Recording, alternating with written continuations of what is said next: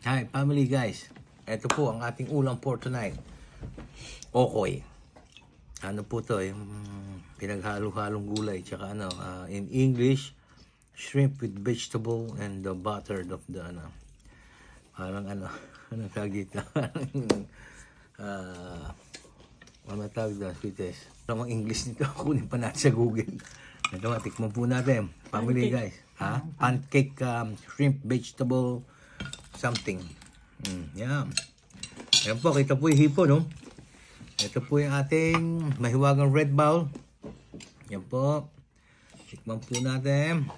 Ito ating masarap yan sa kanin. Wow. Rinig na naman po ang lutong. Family guys. Ayan. Pero masarap, sinasausaw natin ng partikular. Ayan. Ito po. Ito po yung sausawan natin na ginawa natin sausaw na toyo, may suka, toyo, tsaka po yung ating sibuyas, tsaka pinalit po natin, tinatad natin.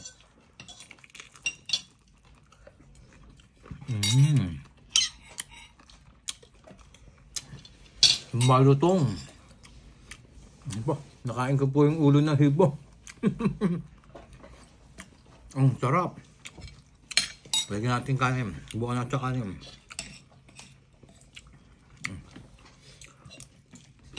Wow. Very delicious. Sarap. Yan po. Kapang sasaw.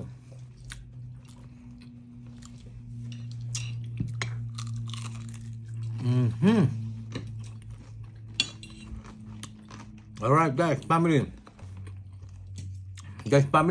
Malutong. Pero, mas malutong po. Yan po, shoutout po kay Kuya Mac. Kuya Mac, yung sa akin malutong, yung sa iyo mas malutong. Kaya, kung gusto niyo po ng mas malutong na okoy, shoutout po kay Kuya Mac. Ating lupang sinilangan sa Philippines. Pag naghanap po kayo, napakalutong po nung kay Kuya Mac. No, Kuya Mac, kamusta ka niya? Ito po. Yung sa akin, medyo malutong lang. Yung kay Kuya Mac, malutong. Napakalutong. Alright guys, family. Ulam for tonight. Okoy with rice and with the sausawan na toyo, suka. Beautiful. Let's prito. Tingnan po natin maging itsura ng ating okoy.